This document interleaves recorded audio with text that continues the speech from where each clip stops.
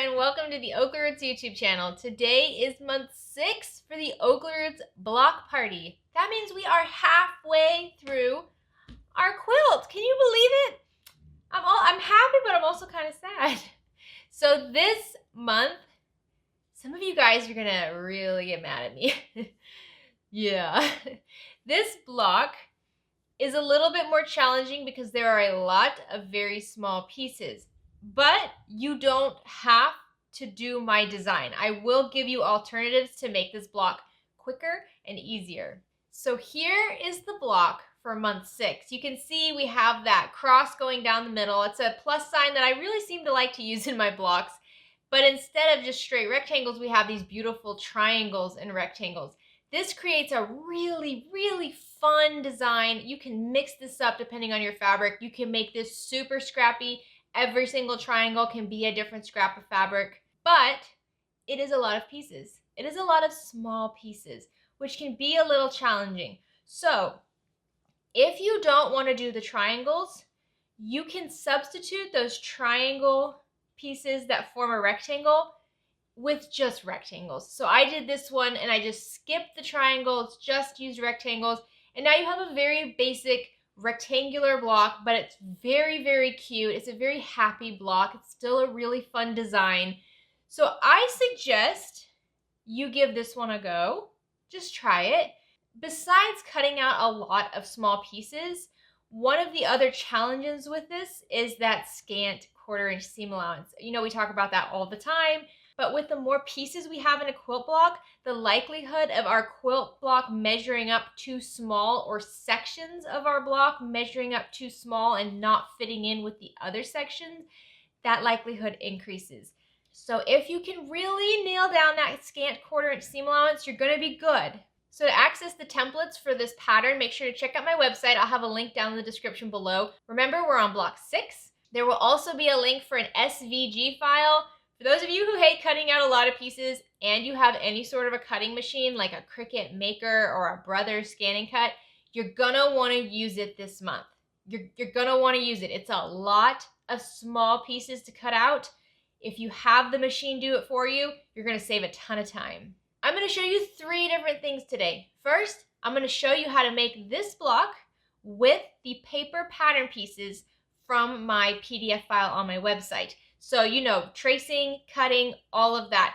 The thing that I like about the pattern pieces is that on the triangles, we have these notched edges, which really help you line up everything exactly as it needs to be to create a perfect design. However, I know that printing out these pieces is not always an option for all of you, so I'm going to show you a second way to make this block without printing out the templates. Now, this is just going to be a lot of squares and rectangles we're going to be cutting out.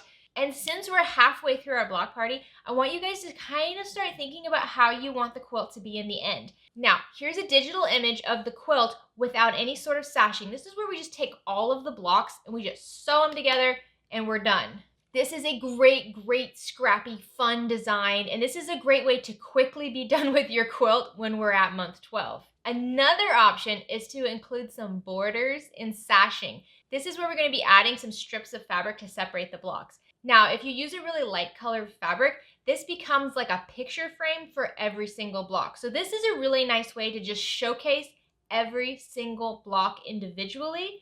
You could also use scraps of fabric for your sashing and your borders to make it totally scrappy, which I think would be beautiful. But today at the end of the tutorial for the blocks, we're going to be going through how I cut and prepare this sashing. I think that now is a great time to get your sashing all squared away, get it all cut up.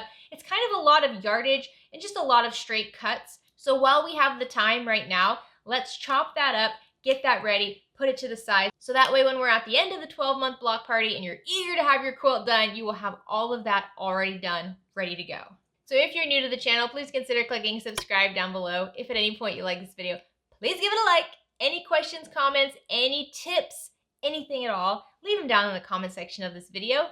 For those of you who are just now joining the block party, welcome to the block party. I hope you have as much fun as we have. Since this is a trickier block, I want to remind you guys, if you really hate making this block, don't put yourself through that. I'm going to give you guys some tips and tricks to make it a little bit more enjoyable, maybe a little bit easier. But if it's just a block you don't vibe with, That's okay. If there are other blocks from the past few months that you just really loved, make a couple extra of those. Remember, we have 6 more months to go. There will probably be other blocks you really, really love. You don't have to stick with the number of blocks that I'm suggesting for the tutorial. You can increase, you can decrease, you can resize your quilt, you can do whatever you want. Remember, this is your quilt. I am just here providing suggestions. I am not the law. You do whatever makes you happy. All right, let's get started. So for today's quilt block, as always, you're gonna need some scrap pieces of fabric. I do like to use a stiletto at the sewing machine, especially with thin pieces of fabric like we're working with today. I find that this helps feed the fabric under the needle without it crinkling up or shifting too much. I'll be using Aurifil 50 weight thread today. My needle will be a 70-10 needle. I'll be using a Microtex, but that's just because that's what I have. You could also use a universal needle. When working on quilt blocks, I do prefer my pins instead of clips. When you print off the PDF file, it will tell you exactly how many cuts you need of each color in order to make this block. The diagram in the PDF will show you where each color is placed. Some of you have been getting frustrated with me because I haven't suggested this tip before, so I will go ahead and throw it in today. So for piece A, we need 5 cuts from color 1 and 4 cuts from color 2. 4 of the cuts from color 1 and the 4 cuts from color 2 for piece A are actually going to all be sewn together. So instead of cutting them out individually, what we can do instead is cut a 10-inch by 2.5-inch rectangle from color 1 and color 2. And then from color 1, cut one extra 2.5-inch by 2.5-inch square. And what we'll do is just sew these 2 large rectangles together, press open, and then trim down our 2.5-inch segments in order to create the double square design in the pattern. I'll show you how to do this, but I know some of you have been really eager for me to share this tip. So here you go, this one's for you. So before we lay out our block, if you are doing the long rectangular trick that I just mentioned, let's go ahead and sew these together and trim them up. So take both of your long rectangular units for pieces A, which are color 1 and color 2, and lay them right sides together. Line them up against either of the long edges, and then just pin along one of these long edges. Now let's take this to the sewing machine and sew along this pinned edge at a scant 1/4-inch seam allowance.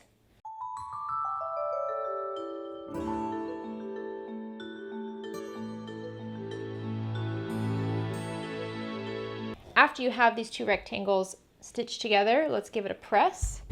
I'm using a dry iron, so no steam when we're making these quilt blocks.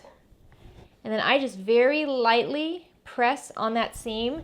Today we're going to be dealing with a lot of small pieces that are cut on the bias, so stretching can happen very easily. We want to have very light fingers when we're pressing. All right, once I press the front, I'm going to flip it over and then just give it a good press on the back. Okay, once you have this pressed open, if you're doing this option, what we want to do now is cut 2.5-inch strips all the way down the length of this. So just make sure you measure it up. You just want to make sure that this is nice and straight. So use your ruler to measure the top and the bottom. We want to keep everything nice and straight. We want this to be a nice rectangle. And you should end up with 4 rectangular units that are made up of 2 squares from color 1 and color 2. Always check that last unit. Sometimes it can be a little bit smaller than you want. If that's the case, you're going to need to remake this one by just cutting 2 squares out and sewing them together. So once we have that prepped, we can lay out our block. So the first thing you want to remember is that these color 1 squares go in the corner. So lay out your color 2 rectangles with that color 1 and color 2 combo block. However you need to, your last color 1 will end up in the center. And now the way the triangular design goes is we have these small rectangles up against the center block. And then we have our larger triangle with 2 smaller triangles on the corners, just like that. And then another small rectangle, a larger triangle, and 2 small triangles on the tip of the larger triangle, just like that. So you can go ahead and lay all of this out just to get an idea of what it's going to look like. And you can see the little triangles that I'm using were created by using my pattern pieces. I traced around my pattern piece to create these triangles, and then I cut them out with scissors by hand. A cutting device is also incredibly useful here. But because we use the template, we have these rounded edges on our triangles, which is going to help keep everything lined up. Okay, one thing I just want you to think about right now, this entire unit right here, these long strips that go outside of the square, this entire unit when sewn together is going to be the same length as this rectangle right here. So you can see it's going to shrink quite a bit when we, get rid of all these seam allowances. You want to be careful here with that scant 1/4 inch seam allowance. So now we're going to pin quite a bit of this and then take it to the sewing machine and sew it. So the first thing I'm going to do is pin my color 2 piece B rectangles to my color 1 and color 2 piece units, right sides together. It doesn't really matter how you pin these together. The goal, again, is just to make sure that that color 1 unit ends up in the corner. Okay, once you have your 4 corner units pinned, let's go ahead and put these to the side and we'll sew them in just a minute. I like to take as many units to the sewing machine as I can. So now we're going to pin our triangles. So grab one of the larger triangles and grab one of your smaller triangles. And you can see when they're both right side up, they're going to end up just like this. So then just flip the smaller triangle down, right side together. And if you use the pattern pieces, you'll notice on the bottom right corner here, the little notches line up just perfectly. The bottom edge runs along the bottom edge of the larger triangle. We're just going to pin one small triangle onto each large triangle. Just like that. So now let's go ahead and do that for each large triangle that we have in our block. Okay, now we have our pinned triangles and our pinned rectangles. Let's take these to the sewing machine and sew along our pinned edges at a scant 1/4 inch seam allowance.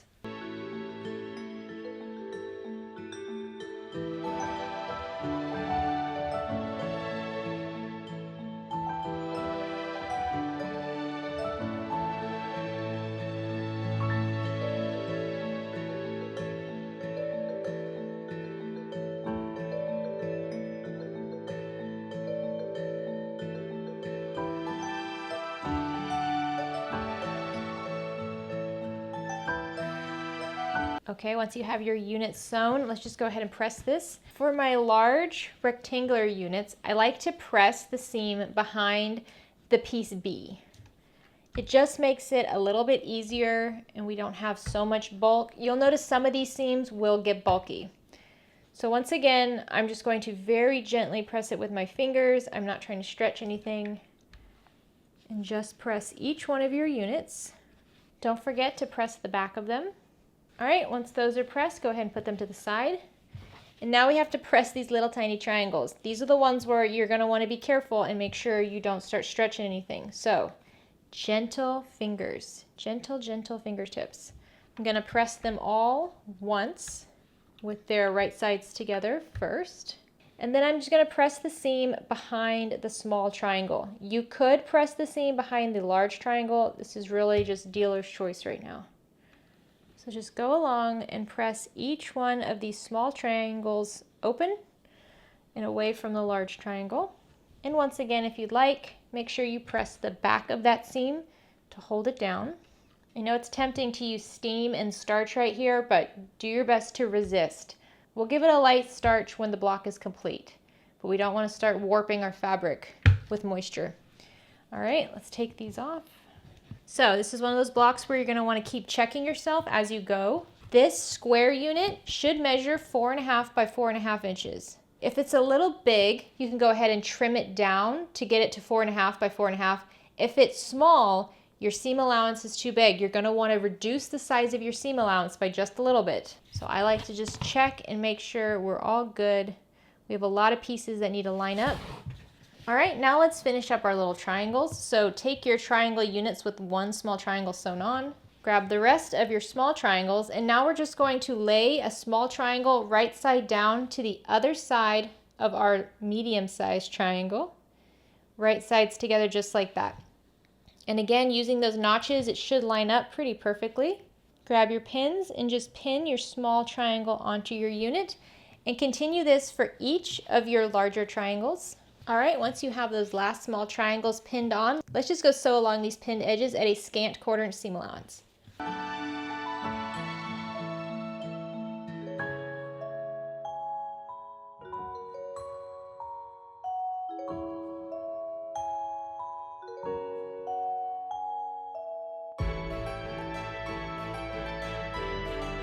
Now you can press these small triangles just like we did on the other side. I do suggest this time making sure the seam is behind the small triangle. You might notice that the seam gets very bulky at the tip of the larger triangle. And again, really light fingers. This is where things start kind of stretching a little bit. And don't forget to give it a good press on the back. Okay, you should now have a bunch of little units like this. These might be challenging, but they sure are cute, aren't they? So before we attach our PC units, I like to trim up these little triangles just to give it a cleaner finish. These little triangular units should end up 1.5 inches by 2.5 inches. If you used a scant 1/4 inch seam allowance like I did, this is probably a little bit bigger than it needs to be. So when I line up my ruler to trim this down, I'm more concerned about keeping some space along the top of the triangle, and I can lose some along the bottom. So I'm going to line it up so that the 1.5 inch mark runs along the top, and I'm just going to trim down the bottom, just like that. And then if you need to trim down the longer edge, just remember the 1 1/4 inch mark on your ruler should run along the very tip top of your triangle. So that might mean you have to trim a little bit off of each of the sides. So when I'm trimming the second edge, I just make sure that my 2.5 inch mark is along the other edge and that my grid lines are lining up parallel along the longer edge, just to make sure I have a straight rectangular cut. And there you go. Now your little triangular unit should measure the exact same size as your piece C. If you need to, go ahead and trim down all of your triangle units.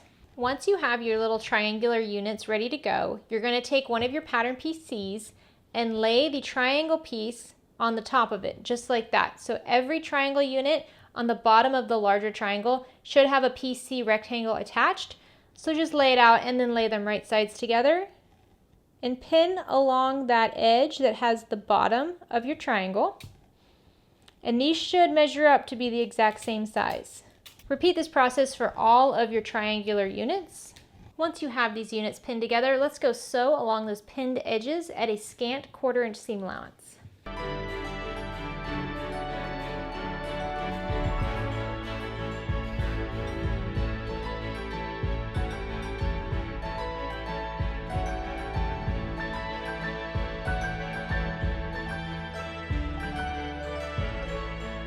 Now all we need to do is press open these units. I like to press the seam behind the PC unit, so it's that larger rectangle. I just find it puts up less of a fight if you do it that way. All right, you should have these little square units now. Each one should measure 2.5 by 2.5 inches, so you might want to just check and trim if you need to. The last part of creating these rectangles that go along the center of the quilt block is to just take 2 of your square units, line them up so that the bottom of one rectangle is on the top of the little triangle unit, and then fold them right sides together and pin along that edge. Do your best to keep everything nice and straight here.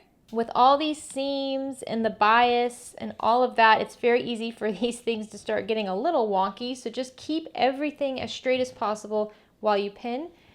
You're going to do this 3 more times so that you'll create 4 of these units. Okay, let's take this to the sewing machine and sew along these 4 pinned edges at a scant 1/4 inch seam allowance.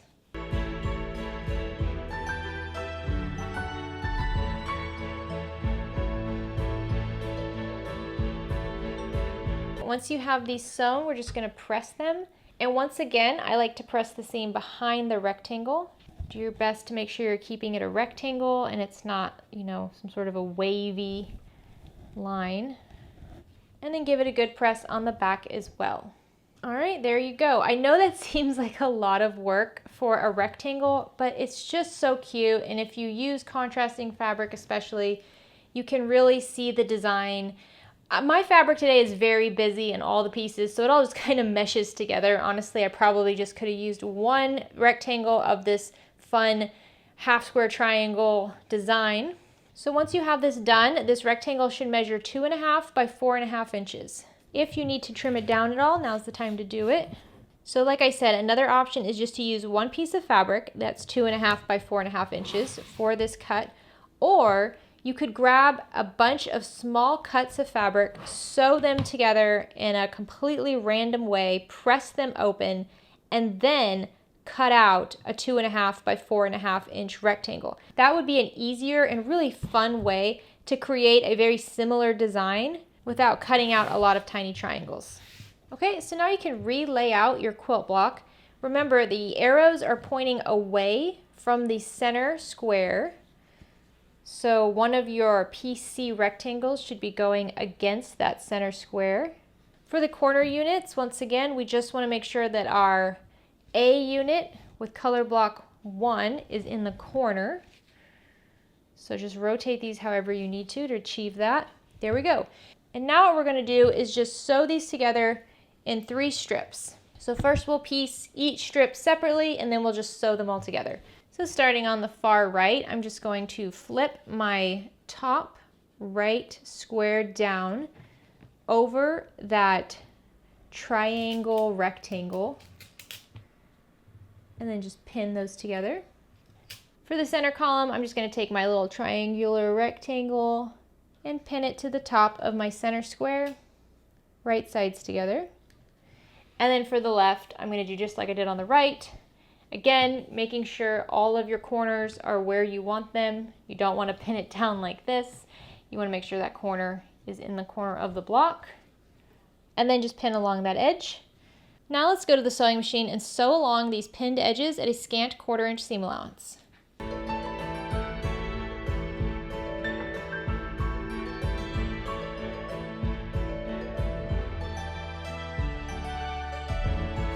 Alright, once you have those sewn together, let's press them. You want to press the seams on the larger outer columns behind the rectangular unit, but then press the seam for the center column behind the center square. Make sure to press behind them as well. So once you have those pressed, you can reline up your columns. And now all we have to do is add the bottom sections to each column in the same manner we added the top. Again, making sure you know where your corner color 1 is going to be. So once you have your edges pinned, go ahead and sew along these pinned edges at a scant 1/4 inch seam allowance.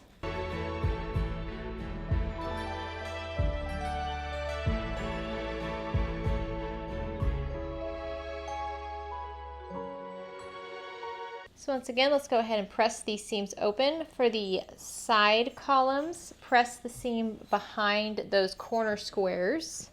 And then for your center column, press the seam behind the center square. Okay, so now you should have 3 strips. We just have to sew these together and we're done with the block. So grab your center strip and your right strip and lay them right sides together. And now if you pressed your seams like I suggested, you should see that the seams around the center of your square and the seams going away from the center rectangle are in opposite directions. This allows you to just kind of nest the little bump from the seams in with one another, and that helps you line up those corners really well. So I pin in the center first, and then I pin out towards the sides. Remember, these rectangles with the little triangles can be pretty stretchy, so try not to stretch them too far. Just try to make sure they're the same length as the other side of your block. All right, let's go sew along this pinned edge.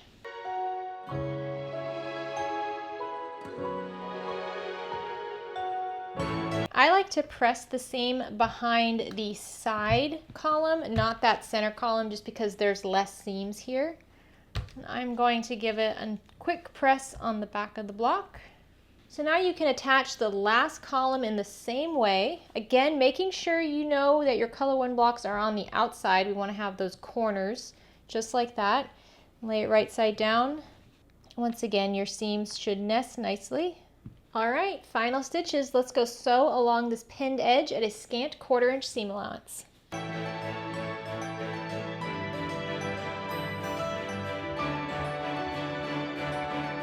And just like we did on the other side, I'm going to press my seam behind the side column. And now if you'd like, you can grab some best press or any sort of starch and just lightly spray over the back of your block. And then just take your iron and press it down. This is going to help starch those seams in place and keep everything nice and flat. All right, once your block is done, you can trim it up to make sure it ends up at the right size. It should end up at 10.5 by 10.5 inches. As most of you know, I like to use this little Creative Grids ruler to trim it down.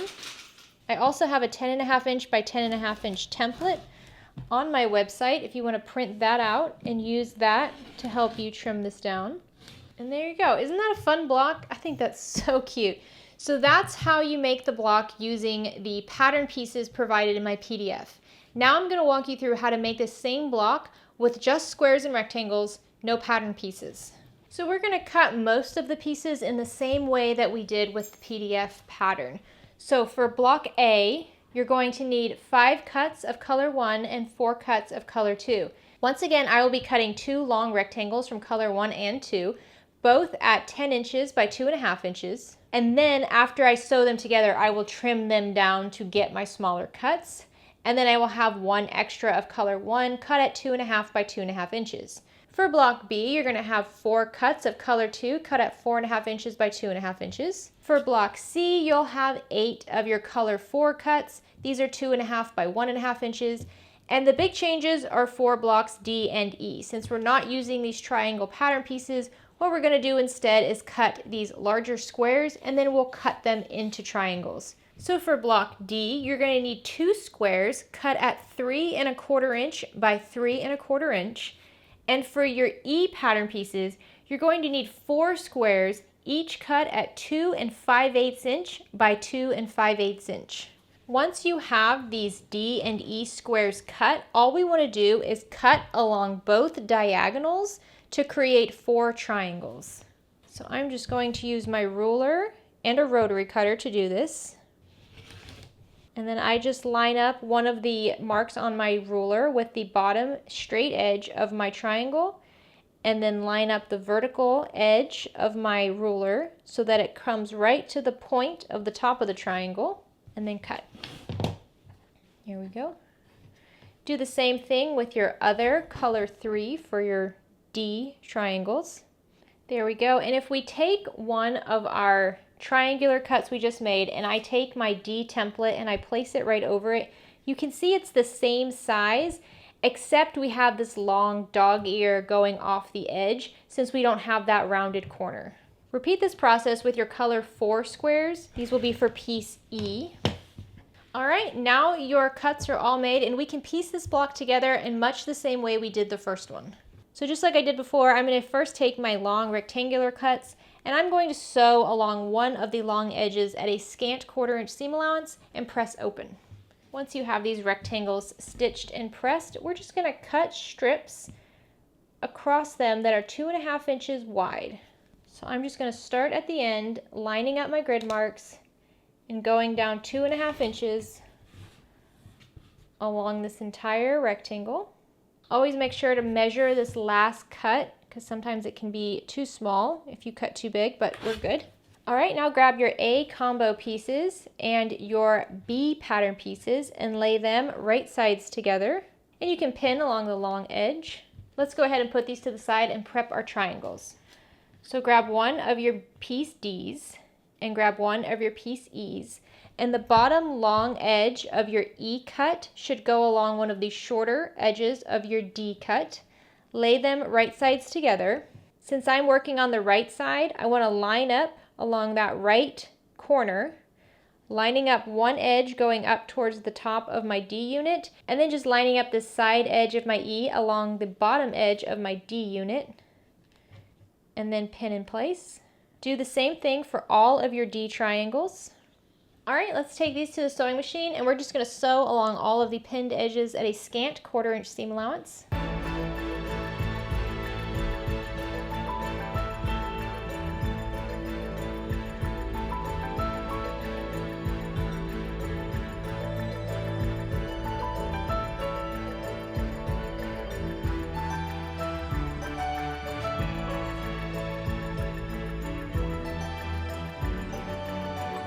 So as you can see with the corner squares, I press the seam behind the large rectangle. And then for my triangles, I press the seam behind the smaller triangle. So now for your piece D triangles, just grab your remaining piece E triangles and line them up on the opposite side the same way you did before and pin in place. Do this for all of your triangles. Now let's take this to the sewing machine and sew along these pinned edges at a scant 1/4 inch seam allowance.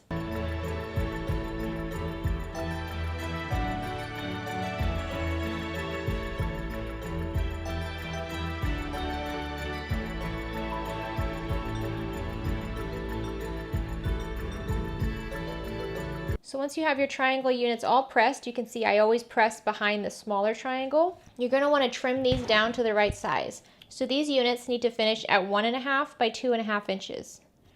So just trim them down. They should be a little on the big side. And you want to make sure you trim off these dog ears at the top. And then when you're trimming down the sides, I line up the 1 1/4 inch tick mark on my ruler with the top of my triangle. And then I trim down each side just a little bit. So that's what one looks like when finished. Go ahead and repeat this for the rest of your triangle units. So once you have these triangle units trimmed down, you can actually just continue building the block the same way we did with the first quilt block in this video. So I'll have a timestamp here on the screen showing you exactly where you need to go back to continue building this block using your pieces. As you can see, the solids only version is a really fun version of this quilt block. Don't forget, if you don't want to use these triangular pieces for these rectangles, you don't have to. Use whatever you want. It just needs to measure up 4.5 inches by 2.5 inches before you sew it together. So now let's talk sashing and borders. I will be adding sashing between every single quilt block in my design on my finished quilt. I'm also going to add a border around it. All of the sashing and all of the borders are going to measure 2.5 inches wide before they're sewn together. So in the end, they should each measure 2 inches wide after they're sewn to the quilt blocks. This will give me a finished quilt size of about 74 inches by 74 inches. Now that's a bigger quilt, but to be honest, I like big quilts. You don't have to add sashing, you don't have to add borders. You can change the width of these. Mostly I'm going to be going over the length and how to cut this fabric at those long lengths. This is a great time though to get your sashing and borders ready so that you don't have to worry about it when you're done with your quilt. So I'm pulling out 2 of my pressing mats today. So this is just a Kona solid quilt cotton. Width-wise, it measures 42 inches. So what I'm going to do is I'm going to unfold this mostly. This is 2 yards of fabric. I would say definitely have at least 2 yards for your sashing and borders if you're going to be using the same fabric for all of it. You want to have a little bit more than 2 yards so that you have room for error. It's very easy to accidentally cut these strips in a wonky way and make them unusable. So I'm unfolding my fabric so that it's just how it is on the bolt. The fabric is just folded in half width-wise. So this is about 21 inches, so the total length of it is 42 inches. And what I want to do before I start cutting strips is give this a really good press with some starch. So I've got my best press, and I'm just going to spray it some, and then just press the fabric. I want this fabric to be as flat as possible because I'm cutting long, thinner strips, and I don't want any of these folds to end up with a wonky line on my strip. So after I do one section, I just pull it up, spray the next section, and then give it a good press. You can use steam here as well if you would like. Whatever it takes to flatten this fabric out. And I am going to press my entire 2 yards of fabric this way. One of the harder things to do is to actually keep it from falling off the table.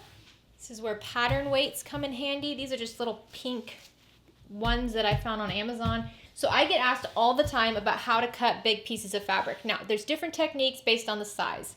For this quilt, I'm just going to be cutting a lot of very long, thinner rectangles. For that, you're going to want one of these 24-inch long rulers. You can see it extends farther than my fabric, so all I have to do is line it up with that creased edge and slice down. This makes it easy to cut these rectangles.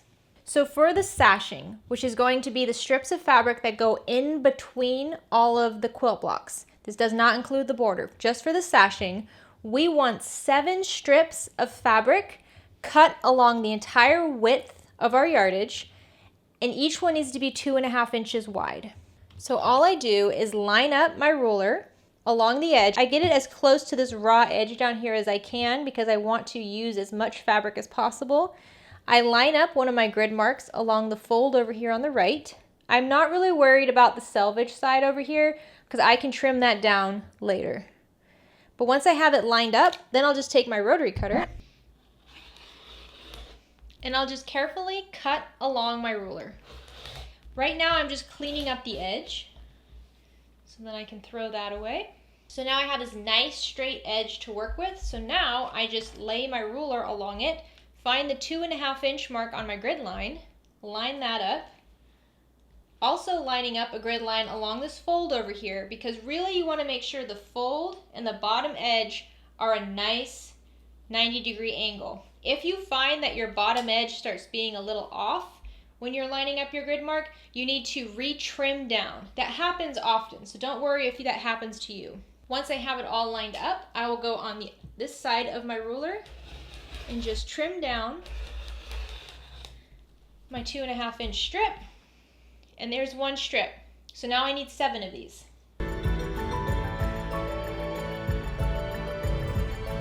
All right, once it gets a little too far away, I just pull the entire yardage up to meet me, move my pattern weights back down, smooth it out. You might notice when you do this that this little bottom edge here gets a little wonky. If that's the case, just line up your ruler with the grid line on the fold, getting it nice and close to this edge, and then just trim down this edge just a tiny bit to keep it nice and straight.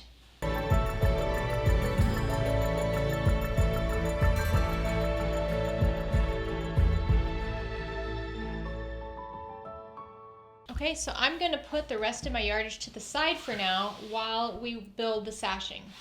So these 7 strips are going to be used for what I call the short sashing. These are going to be smaller strips of fabric that will be sewn onto the sides of our quilt block.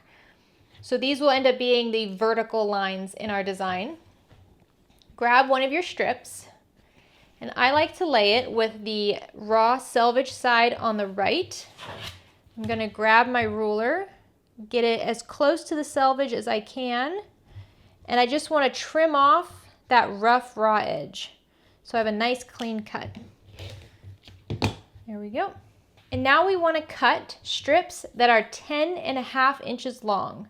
So we're going to line up our ruler with the 10.5 inch mark on that clean cut edge of our fabric. And remember, my strip is folded in half. So this is a fold over here. I haven't unfolded it yet. And then I'm going to just cut right there. So now I have 2 cuts of sashing that are 2.5 inches by 10.5 inches. I'm going to do that one more time. So each strip should give you 4 cuts of 2.5 by 10.5 inch rectangles. So now I have 4 cuts of my short sashing. I want a total of 25 of these. So I'm going to continue cutting my other 6 strips until I get 25 of these short sashing pieces. If you're feeling confident and want to speed this up, you can double up your strips. Just make sure you have them completely even along the long edges and the short edges. Don't forget to trim off that raw selvage on the end. And then just work your way down. You should be able to make 2 cuts for the 10.5 inch strips. So here we go. If you cut all the strips like I did, you should end up with 28. We only need 25, but it's always good to have some extras. You can go ahead and put this to the side. Your short sashing strips have been done. They're ready to go.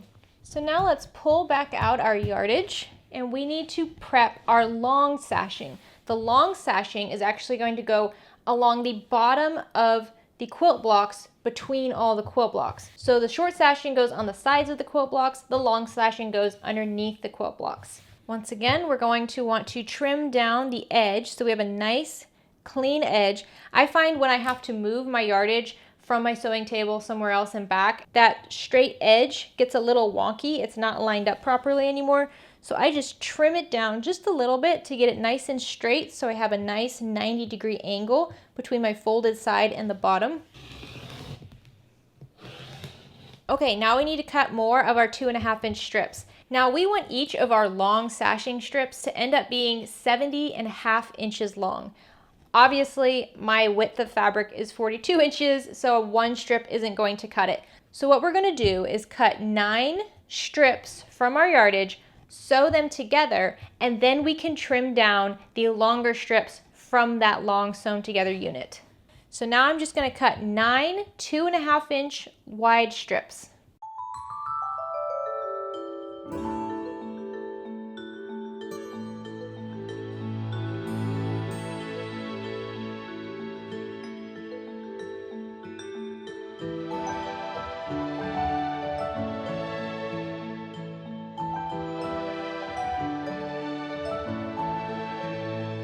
Once you have those 9 strips cut, you can go ahead and put your yardage to the side again. We will use this for borders in just a moment.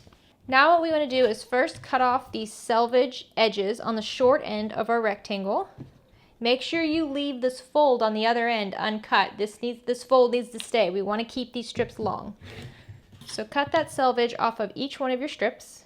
So once you have the selvage trimmed off, now what we want to do is actually attach all of these strips together. I know this is going to be really, really long, but that's okay. Just don't get tangled up. So take 2 of your strips and lay them down right sides together so that they're overlapping at a 90-degree angle, just like this.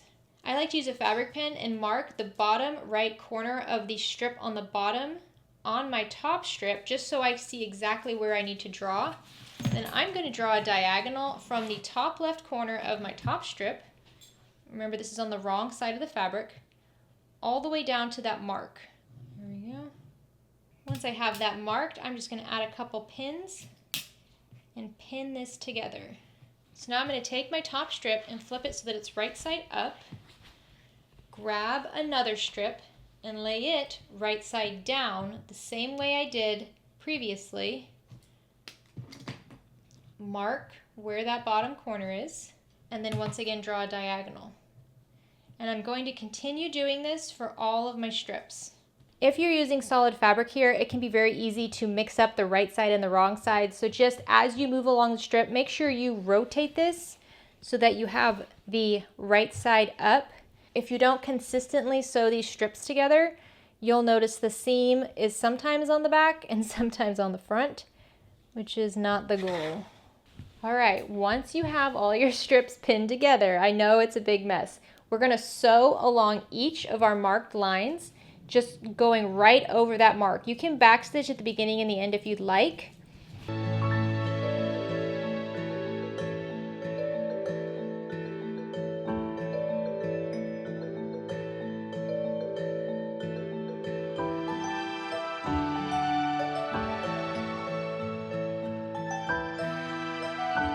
So once you have it all sewn, it should be kind of a mess like this. Go ahead and remove all of your pins. You can see I chain stitched, meaning I just ran each corner back to back at my sewing machine.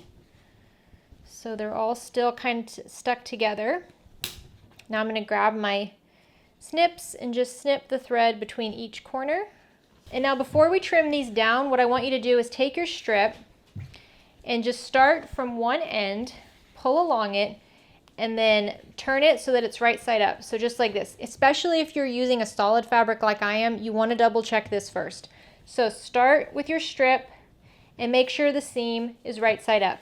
Continue along and make sure the next seam is right side up. If any of the seams look like this, where the wrong side is up, then you need to unpick that and redo it so that all of the seams are on the right side of your strips. So once you've checked your strip and all your seams are good, all we want to do is trim down this corner. So trim it at 1/4 inch seam allowance towards that corner, away from the stitches. Go ahead and trim down the seam for every corner. All right, once you have it all trimmed down, now we just need to press it. So I press the seam with the right sides together first, and then I will just open it up and finger press. And it's up to you how you press your seam. You can press from the front and then press this back seam open to create a nice flat finish, or you can just press it to one side of the fabric. I don't really notice that big of a difference with regards to this, so I'm just going to press all my seams behind one of the strips. So this is where you should be. All your seams should be pressed. Now in my finished design, this sashing is going to run along the bottom of my quilt blocks. Each one of my sashing strips is planned to be 70.5 inches long. So if you want, you can cut your sashing strips now to that desired length. But what you can also do, which is what I'm going to do, is just fold your sashing as one long strip and then store this for when you're piecing your quilt top. When I'm attaching long sashing like this, what I like to do is actually cut the sashing as I sew it onto the length. Your quilt top design might change over the next 6 months. It might end up bigger or smaller than you're planning right now. By keeping the sashing as one long strip like this, you're not stuck with any requirements. So it's up to you, but I am going to keep this as one long strip. And then as we're done making all of our quilt blocks and we start piecing our quilt top, I'll show you how I attach this and trim this as I go. And there we go. Now I have all of my sashing folded up neatly, and I'm just going to put this to the side for when the quilt is done. All right, and so now all I have left is my borders. I'm actually going to do the exact same thing for my borders as I did for my long sashing. So for my borders, I'm going to need 8 strips of fabric cut at 2.5 inches wide, and each one should end up about 42 inches long. Don't forget to use pattern weights if you need them. You don't want that fabric pulling and slipping down.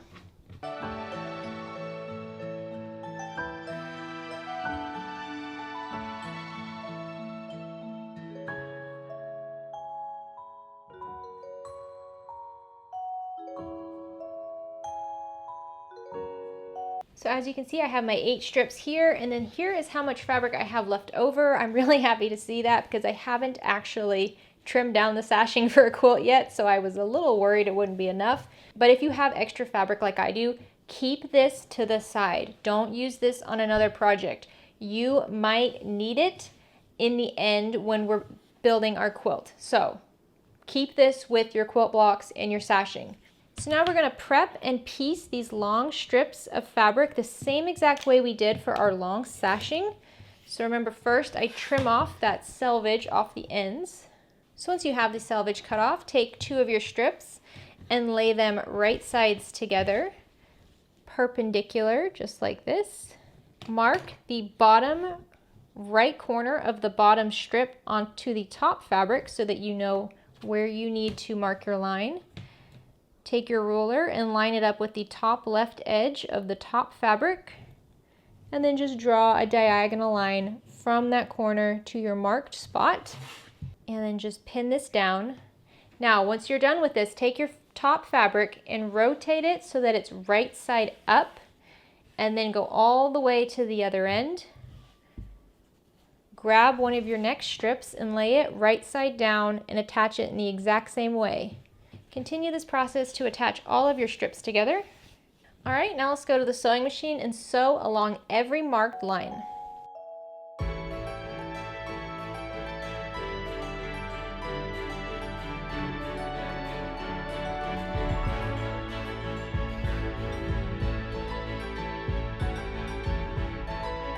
When you have them all sewn, you can remove your pins. And then if you still have them chain pieced together, you can go ahead and snip it. Now we just need to cut off this corner. Once again, you can use your rotary cutter and a ruler, or you can just kind of eyeball that 1/4 inch seam allowance and cut. It doesn't have to be perfect. Just don't let it be too small. Go along the entire strip, trimming down that seam. So now take this to your iron and press each seam open. So once you have all your seams pressed, you can trim this down to the finished sizes. For my planned quilt, I will have 2 strips, each cut at 70.5 inches long, and then 2 strips cut at 74.5 inches long. These will give me my borders. However, just like I did with the long sashing, I'm going to wait until I'm building my quilt top before I trim this down, just in case I need a little bit more or a little bit less somewhere. So I'm just going to fold my strip on itself to hold it in place and keep it to the side until I'm ready to use it. So after I have my border strip all folded up, I'm going to grab a piece of washi tape and I'm going to write what it's for, since my border and my sashing are pretty much the same, but I don't want to mix it up. So there's my border.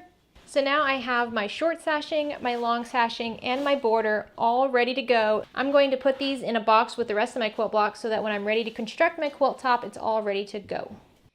All right, I know there are so many pieces that go with this quilt block. I want to say sorry, but I designed it and I'm not sorry. I would love to see you guys give it a try. I mean, look how it turns out. Isn't that fun? Like I said, I picked really busy prints, so you can't really see my triangles, but this is such a fun quilt block for you to play with. Use whatever design you want for those rectangles. Like I said, you could sew up a bunch of smaller pieces of fabric and then just cut out a 4.5 inch by 2.5 inch rectangle and then sew that in, and that would be really, really cool. The thing I like most about this block is that it's kind of like there's a lot of chaos going on in the center, but then there's a lot of clean lines going around it. There's something about the busy and then just the static that I really like. Here is the solids version that we made. I love this in a solids version. It's very, very cool. You can see I totally changed around the color palette on this one. So instead of having that lighter contrast right here, I have it around my triangles. So the triangles are really prominent, and then the corners are just kind of dimensional to show off that center design. I sound like I know what I'm talking about, don't I? And then, like I said, if you just wanted to stick with rectangles and just bypass the triangles, you're more than welcome to do that. It's still a very beautiful, clean-cut block. So I hope you enjoy making this block. I highly encourage you to get all of your sashing and borders cut up this month or the next month. When you get done with these quilt blocks, you become very eager to just finish the quilt top.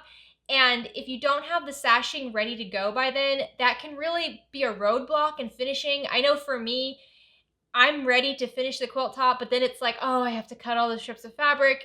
I'm just gonna put it to the side, and then I might not get to that quilt top for a year or more. So if you have the ability, get your sashing cut now. Again, it's totally optional. You don't even need sashing or borders at all for this quilt design. If you're keeping up with this block party, let me know how you like it. I would really love to hear some of your favorite blocks, because I know that some of these blocks are a little bit harder, but there are blocks that I think are a little challenging and you guys are not gonna love, and then I end up seeing them all over social media and I see how much you guys like them. So I'm really interested in what are some of your favorite blocks so far. We have 6 more block patterns to go. We've got holidays coming up, so that's gonna be fun. Don't forget, if you're not already a member of the OklaRoots Creatives Facebook group, go on over there and join our group. We're always showing off all of our makes. Everybody in that group is so talented and so kind. If you just want to feel good for a moment, go check out that group. I hope you are having a great week. Get out there and make something. Bye.